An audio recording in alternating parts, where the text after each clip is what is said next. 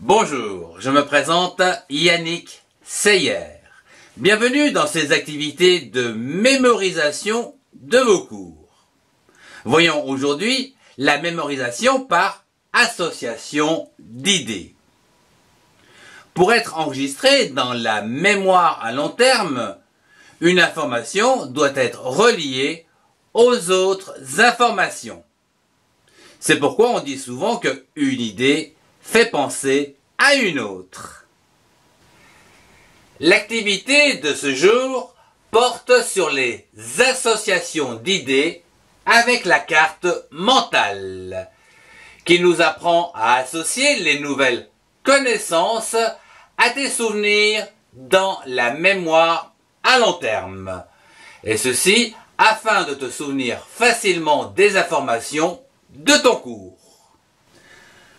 Comme vous pouvez l'imaginer, cet outil est très puissant et bien sûr ludique. Il relie les informations entre elles et bien sûr stimule le cerveau gauche, comprenant les nombres, les mots, les phrases, etc. ou encore dans le cerveau droit, les formes, l'imagination, les émotions, les sensations, etc. Ces cartes améliorent considérablement l'attention, la mémorisation, l'imagination, la réflexion et surtout la compréhension. Vous pouvez ainsi utiliser ces cartes mentales pour apprendre une leçon. Il suffit pour cela de mettre le titre de la leçon au centre de la feuille, puis de lire attentivement la leçon, et à chaque fois que tu entends ou que tu lis une information importante, note-la sur une des branches.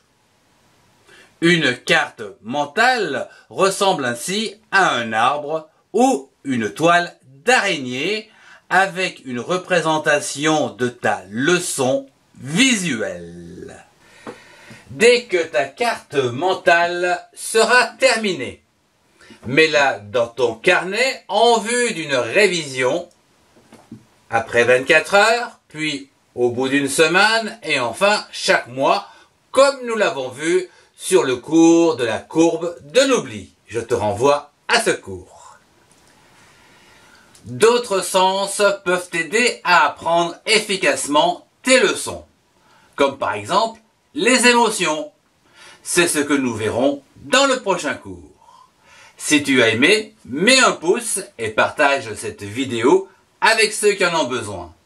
Retrouve mes cours dans les playlists qui s'affichent. Au revoir et à très bientôt.